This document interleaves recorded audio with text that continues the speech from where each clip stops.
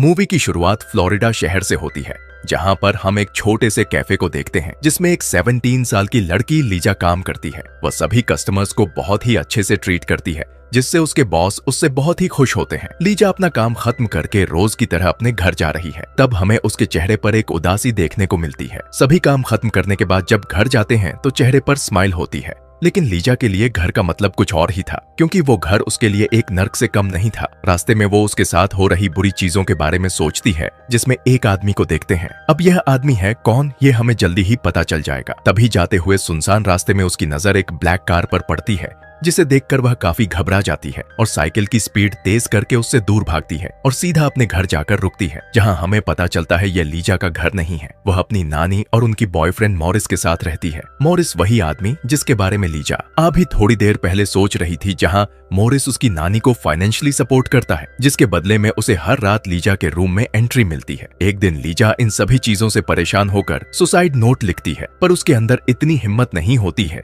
कि वह अपनी जान दे सके। यहाँ हमें पता चलता है कि लीजा की माँ ने 14 साल की उम्र में ही उसको उसकी नानी के पास भेज दिया था। लीजा को यही लगता था कि उसकी नानी की फाइनेंशियली कंडीशन ठीक नहीं है, इसलिए वह अपनी सारी सैलरी उन्हें दे दिया करती थी ताकि उन्हें मॉरिस की मदद ना लेनी पड़े। लेकिन लीजा के इतना करने के बावजूद भी आज तक कुछ भी नहीं बदला। अगले दिन लीजा अपनी छोटी बहन को कॉल करती है और वह उसे बताती है कि उसे यहाँ पर नहीं रहना है, उसे यहाँ बिल्कुल अच्छा नहीं लगता है। अपनी छोटी बहन से बात करने के दौरान वह अपनी मॉम से भी बात करती है। लीजा के साथ हो रही जो भी घटनाएं होती हैं उसके बारे में लीजा अपनी मॉम को बताती है, जिसको सुनने के बावजूद उसकी मॉम कहती है, कुछ भी हो लेकिन तुम्हें वहीं रहना है और तुम्हें अपनी नानी को सपोर्ट करना है। और यह सब कहकर उसकी मॉम फोन रख देती है। अब यहाँ पर एक बात साफ हो जाती है कि लीजा के साथ हो रही घटनाओं के बारे में उसकी मॉम को पहले से ही सब कुछ पता होता है, मगर लीजा की मॉम को कोई फर्क नहीं पड़ता है कि वहाँ उसके साथ क्या हो रहा है। अब हम यहाँ देखते हैं कि लीजा की जिंदगी पूरी तरीके से नर्क बन चुकी थी, लेकिन क्या इससे भी बुरा और भी कुछ हो सकता था। अब यहाँ हम देखते हैं लीजा की जिंदगी में इससे भी बड़ा तूफान आने वाला था, जो कि लीजा की जिंदगी को बिल्कुल झकझोर के रख देगा। अगले दिन जब वो कैफे से निकलती है तो उसे रास्ते में फिर से वही ब्लैक कार दिखाई देती है, जिसको उसने पिछली रात को देखा था। इस बार वो कार उसका पीछा करने लगती है। जब वो अपनी साइकिल को तेजी से बढ़ाती है तो वो कार भी उसके साथ साथ तेजी से अपनी स्पीड को बढ़ा लेती है। लीजा उस कार को देखते हुए ही अपनी साइकिल को चला रही थी। तभी हम देखते हैं यहाँ पर पीछे से एक आदमी आता है और उसे पकड़ लेता है और उसे किडनैप कर लेता है। वो लीजा को ब्लैक रंग की कार में ले जाता है और उसके साथ बहुत गलत काम करता है। और इतना ही नहीं, उसके बाद वो उसे एक फ्लैट पर ले जाता है। जब वो आदमी उसको लेकर के उस कार में आता है तो वो उसकी आंखों पर पट्टी बांध देता है ताकि लीजा उसके चेहरे को ना देख सके। जब वो लीजा को अपने साथ कार में ले जाने लगा तो वो नहीं जानती थी कि वो उसको कहाँ ले जा रहा है और वो उसके साथ अब और क्या करने वाला है। वो व्यक्ति उसे अपने साथ शहर से दूर एक सुनसान से अपार्टमेंट में ले जाता है, जहां पर वह उसके साथ फिर से एक बार गलत काम करता है। अब लीजा इस बात को तो समझ चुकी थी कि वह आदमी नहीं, वो एक साइको है। अब लीजा यहाँ पर सोचती है यह सब कुछ उसके साथ कोई पहली बार नहीं हुआ, यह सब तो उसकी नानी के घर में अक्सर होता रहता था। अब लीजा के लिए यहाँ पर सबसे इम्पोर्टेंट है कि उसका जिंदा रहना और वो यहाँ से कैसे निकले, इसके बारे में भी वह सोचती है। अब हम लीजा को देखते हैं कि वो आदमी उसके साथ बहुत गलत करता है, लेकिन उसके बावजूद लीजा उसके साथ बहुत अच्छे से पेश आती है। उससे वह बहुत प्यार से बात करती है और हमेशा सॉरी बोलती रहती है। लीजा यहाँ पर सोचती है कि उस आदमी के साथ जरूर किसी लड़की ने बहुत गलत किया है, तभी वह इस तरीके से साइको हो गया है। लीजा उस व्यक्ति से कहती है कि जरूर तुम्हें किसी लड़की ने धोखा दिया है, वरना तुम तो एक बहुत ही अच्छे इंसान हो। और लीजा इस तरीके से अपनी बातों से उस आदमी को मैनिपुलेट कर लेती है। वो आदमी उसकी बातों में आ जाता है। दूसरी ओर हम देखते हैं लीजा की नानी उसके घर न आने पर एक मिसिंग रिपोर्ट लिखवाने जाती है, जहां पुलिस अपनी इन्वेस्टिगेशन शुरू कर देती है। पुलिस सबसे पहले लीजा की मां के पास जाती है तो वहां पर उसकी मां कहती है वह अपने बॉयफ्रेंड के साथ भाग गई होगी। यह सब सुनकर के पुलिस ऑफिसर वहां से जाने लगते हैं। तभी उसकी छोटी बहन उनसे कहती है कि मेरी बहन ऐसी नहीं है, वह कभी भी नहीं भाग सकती है, जरूर उसके साथ कुछ गलत हुआ है, प्लीज मेरी बहन की मदद करो, वह बहुत ही बड़े मुसीबत में है। दूसरी तरफ हम देखते हैं पुलिस उस कैफे पर जाती है जहाँ पर लीजा काम कर रही होती है और वहां पर उसका मालिक भी यही बताता है कि लीजा एक बहुत अच्छी लड़की थी और बहुत मेहनती लड़की थी, वो कभी भाग नहीं सकती है। अब सीन शिफ्ट होता है उसी अपार्टमेंट में जहां पर लीजा बंद रहती है। यहाँ हम देखते हैं लीजा की आंखों पर पट्टी बंधी हुई है। उसके बावजूद लीजा वहां की चीजों को समझने की कोशिश कर रही थी और सारी चीजें अपने माइंड में सेट कर रही होती है। जब वो व्यक्ति उसके पास जाता है तो वो उससे बात करने की कोशिश करती है और यहाँ पर हम देखते हैं कि लीजा समझ जाती है कि वो आदमी दिमागी रूप से बहुत कमजोर है। वो उसके चेहरे को बार बार छूती है ताकि उसको ये आइडिया लग सके कि वह आदमी आखिर में दिखता कैसे है। लीजा उस व्यक्ति की बार बार तारीफ करती है कि वह एक बहुत ही अच्छा इंसान है। लीजा ये सब उससे इसलिए कहती है ताकि वह उस आदमी का भरोसा जीत सके। यहाँ पर लीजा उस व्यक्ति को अपने बीमार पिता की झूठी स्टोरी भी बताती है। वो उसे बताती है कि उसके पिता के अलावा उसका इस दुनिया में कोई नहीं है और वह भी बहुत बीमार है। वो यह सब इसलिए बताती है ताकि उस आदमी से उसको थोड़ी बहुत हमदर्दी मिल सके और वो व्यक्ति उस पर रहम खाकर उसे छोड़ दे। लेकिन वो व्यक्ति लीजा की बातों में इतनी जल्दी तो नहीं आने वाला था। लेकिन एक पॉइंट पर आकर के वो लीजा के हाथों को खोल देता है। यहाँ पर हम देखते हैं लीजा इतना तो समझ गई थी कि उसके एक गलत कदम उठाने पर वो आदमी लीजा को शूट भी कर सकता था, क्योंकि वो आदमी लीजा के साथ में 24 घंटे रहता था। अब लीजा अपनी मौजूदगी का सबूत उस घर में धीरे धीरे करके छोड़ना शुरू कर देती है। वो अपने हेयर पिन्स को निकालकर उसके बेड के नीचे फेंक देती है। उसके बाद वो बाथरूम जाने का बहाना करती है, जहाँ पर सामने लगे मिरर पर अपने फिंगरप्रिंट्स भी बना देती है और वहाँ बाथरूम में रखा हुआ एक जोड़ी सूज भी उसको नजर आता है, जिसका कलर वो अच्छे से याद कर लेती है। लीजा ये सब काम कर ही रही होती है, तभी वो आदमी समझ जाता है कि लीजा ने बाथरूम में खुद को बंद कर लिया है, इसलिए वो गेट को फोर्सफुली खोलकर अंदर चला जाता है। लेकिन लीजा यहाँ पर नॉर्मल रिएक्ट करती है। वो यहाँ पर उसके साथ ऐसा प्रिटेंड करती है कि उसे उसकी बहुत ज्यादा फिक्र है। एक रात जब वो आदमी सो रहा होता है तब वो चुपचाप उठकर उसके फोन से कॉल लगाने की कोशिश करती है। जब वहाँ पहले दिन आई थी तभी उसको यह अंदाजा हो गया था कि इस घर में एक टेलीफोन है, लेकिन इससे पहले वो कॉल लगा पाती वो आदमी जग जाता है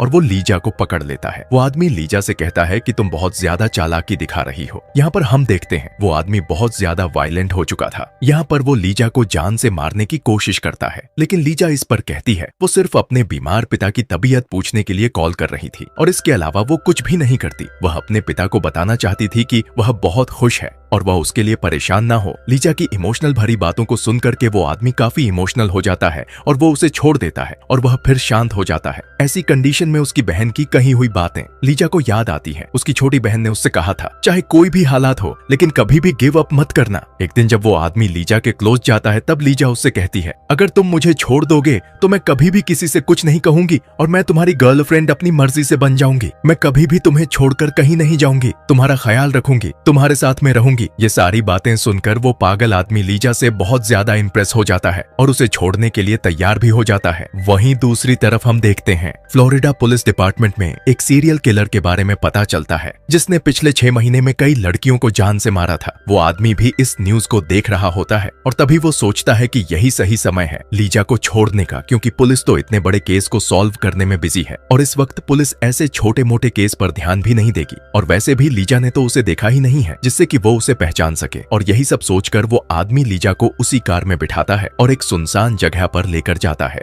इस सुनसान जगह पर आने के बाद फिर से वो आदमी अपने माइंड को चेंज कर लेता है और यहाँ पर वो लीजा को शूट करने की सोचने लगता है। लेकिन इस पर लीजा उससे कहती है मैं तुम्हारी गर्लफ्रेंड बनना चाहती हूँ, मैं तुम्हारा ख्याल रखना चाहती हूँ, मैं तुम्हारे साथ रहना चाहती हूँ, प्लीज मुझे मत मारो। वो साइको आदमी लीजा की उन बातों से पिघल जाता है। तभी वो लीजा से कहता है ठीक है, लेकिन अगर पुलिस तुमसे पूछे तो तुम बताना मैं एक काला आदमी और शॉर्ट हाइट वाला हूँ। और इतना बोलकर वो आदमी उसे छोड़कर वहाँ से चला जाता है। लीजा भी वहाँ से भागती हुई अपने घर को चली जाती है, जहाँ वो अपनी नानी से बताती है कि एक आदमी ने उसे किडनैप कर लिया था, लेकिन यहाँ पर उसकी बातों पर कोई यकीन नहीं करता है। अब यहाँ पर हम देखते हैं कि लीजा की नानी ने पुलिस में कंप्लेंट दर्ज कराई थी, तो यहाँ पर वो पुलिस को कॉल करके बताती हैं कि लीजा वापस आ गई है। उसकी नानी को लगता था कि पुलिस भी लीजा की बातों पर यकीन नहीं करेगी, लेकिन वहाँ पर इंस्पेक्टर लीजा से एक बार बात करना चाहता था। पुलिस ऑफिसर जानना चाहते थे कि आखिर लीजा के साथ में हुआ क्या है। लीजा यहाँ पर अपने साथ हुई सारी घटनाओं के बारे में बताती है, लेकिन यहाँ पर हम देखते हैं कोई भी उसकी बातों पर यकीन ही नहीं कर रहा था। उन सबका यही कहना था कि अगर उसके साथ में कुछ भी गलत हुआ है तो उसकी बॉडी पर कोई भी निशान क्यों नहीं है, और यदि उसके हाथ पांव खुले हुए थे तो उसने वहां से भागने की कोशिश क्यों नहीं की या फिर चिल्लाई क्यों नहीं। पर लीजा उन लोगों को बताती है कि वो आदमी पूरा का पूरा साइको और मेंटल था। उसके पास एक गन भी थी जिससे वह मुझे बार बार मारने की धमकी भी दे रहा था, इसलिए उसने कुछ भी ऐसा नहीं किया, वरना वो आदमी उसको शूट कर सकता था। लेकिन वहां पर जो भी ऑफिसर बैठी हुई थी उन सबको तो ये तक लगने लगा था कि लीजा ये सब चीजें मीडिया अटेंशन पाने के लिए कर रही है। वहां पर 2 लेडी ऑफिसर्स को तो यह तक लगने लगा था कि लीजा टीवी शोज को इस तरीके से ज्यादा देखती है, तभी वो इस तरीके से कहानियां बता रही है, इसीलिए वो इतनी परफेक्ट स्टोरी बताने में कामयाब हो रही है। अब यहाँ हम देखते हैं लीजा बिल्कुल चुप हो जाती है और बिल्कुल पूरी तरीके से टूट जाती है, क्योंकि यहाँ पर उसके किसी भी बात का कोई विश्वास ही नहीं कर रहा होता है। पर लीजा की किस्मत बहुत ही अच्छी थी। अब हम यहाँ देखते हैं कि वहाँ पर एक डिटेक्टिव टीम मौजूद थी जो कि उसी सीरियल किलर वाले केस को सॉल्व करने में लगी हुई थी, जिसने पिछले 6 महीने में कई लड़कियों की जानें ली थी। पर उसके खिलाफ पुलिस को अभी कोई एविडेंस नहीं मिल पाया था और न ही कोई पैटर्न था जिसे पुलिस फॉलो कर सके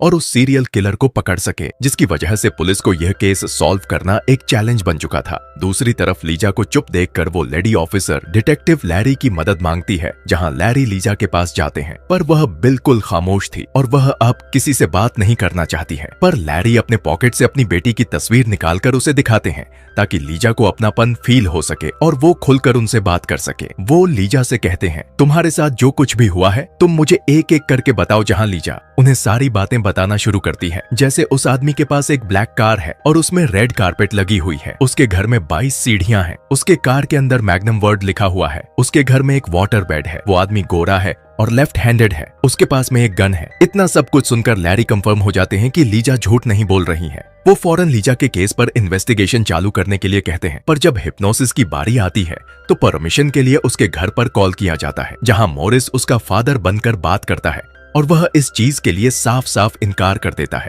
जिस पर लैरी सोचता है कि कैसे पिता हैं जिन्हें अपनी बेटी की बिल्कुल भी परवाह ही नहीं है। वो लीजा से मॉरिस के बारे में पूछते हैं कि वह आखिर ऐसा क्यों है, जहां लीजा हारकर मॉरिस की सच्चाई भी लैरी को बता देती है। वो तुरंत लीजा की नानी के घर पर जाते हैं और वहां पर वो मॉरिस को भी अरेस्ट कर लेते हैं। वेल, अब हम देखते हैं कि लीजा के इस केस को पूरी टीम बहुत ही अच्छे से इन्वेस्टिगेट कर रही थी। लीजा के द्वारा बताए गए सारे डिटेल्स लैरी के दिमाग में घूम रहे थे। वो सिर्फ एक ही बात को सोच रहे थे कि कहीं वो किडनैपर ही सीरियल किलर तो नहीं है, क्योंकि सारे पॉइंट्स उस सीरियल किलर से बिल्कुल मैच कर रहे थे। और यह सब कंफर्म करने के लिए वो लीजा के कपड़ों को फॉरेंसिक लैब भेजते हैं और जब फॉरेंसिक रिपोर्ट आती है तब लैरी एकदम कंफर्म हो जाते हैं कि यह वही सीरियल किलर है। लैरी अब लीजा को लेकर वहीं जाते हैं जहां पर लीजा को वो आदमी छोड़कर गया था। लीजा लैरी की कार में बैठ जाती है और अपनी आंखें बंद करके वही सब रिपीट करती है जो उसने उस रात को फील किया था। लीजा लैरी को लेकर उस गैस स्टेशन जाती है जहां पर उस आदमी ने गैस भरवाई थी। पुलिस उस गैस स्टेशन के कैमरे को चेक करती है जहां उनके हाथ एक बहुत ही बड़ा सबूत लगता है। लीजा ने जैसा स्केच उस किडनैपर की बनवाई थी, बिल्कुल वैसा ही चेहरा उसे सीसीटीवी कैमरे में देखने को मिलता है। उस आदमी के पोस्टर बनवाए जाते हैं और जगह जगह पर लगवाए जाते हैं। अब पुलिस उस आदमी को ट्रैक करना भी शुरू कर देती है और इत्तेफाक से कुछ टाइम बाद वह आदमी एक पुलिस को दिख भी जाता है। वो उस आदमी के पास जाते हैं और बोलते हैं, सर हमारे पास एक कार चोरी की रिपोर्ट आई है और हमें आपके कार की फोटो लेनी है। वो कार के बाहर ही उस आदमी की फोटो खींच लेते हैं और उसे जाने देते हैं। लीजा को फोटो दिखाने के बाद में वो उस आदमी को पहचान जाती है और वो कंफर्म कर देती है कि ये वही किडनैपर है।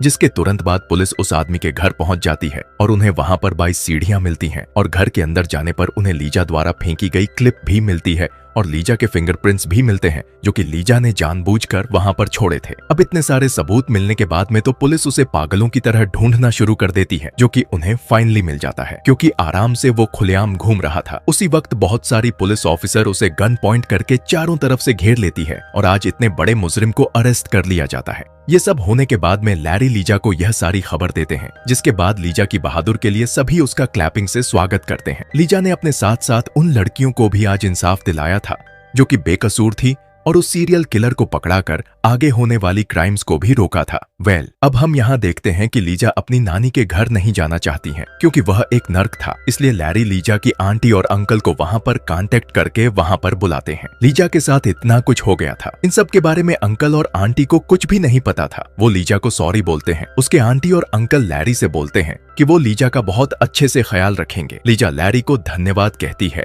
और यहाँ पर हम देखते हैं कि लैरी भी काफी इमोशनल हो जाते हैं। कुछ समय के बाद लीजा अपनी मॉम को एक लेटर लिखती है। वो लिखती है कि मॉम, आप हमेशा से कहती थी कि मैं एक अच्छी लाइफ डिजर्व नहीं करती हूँ, लेकिन मॉम आप गलत थी। और वो अपनी मॉम को हमेशा के लिए गुड बाय लिख देती है। और अब यहाँ देखते हैं उसकी मम्मी को ये रियलाइज होता है कि उन्होंने उसके साथ बहुत गलत किया था। अब लीजा के पास उसकी अपनी फैमिली थी, जिस फैमिली के लिए वो हमेशा तरसती थी। आज हम देखते हैं लीजा के पास सब कुछ था और अंत में हम देखते हैं कि वो सीरियल किलर जिसका नाम बॉबी था, उसको उम्र कैद की सजा सुनाई जाती है और हमें कुछ सालों बाद लीजा को दिखाया जाता है जो कि आज एक पुलिस ऑफिसर बन चुकी थी। और ये कहानी यहीं पर खत्म होती है। Thanks for watching.